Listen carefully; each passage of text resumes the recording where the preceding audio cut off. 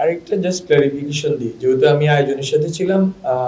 আজকের এই প্রোগ্রামটাতে বেসিক্যালি আপনারা যদি খোঁজ দেন, হাসনাত, সার্জিস সহ শুরু করে যারা মানে একটু যাদেরকে চিনেন আপনারা, ওদের অধিকাংশই ছিল না। ওরা দেশব্যাপী একটা সফরে আছে।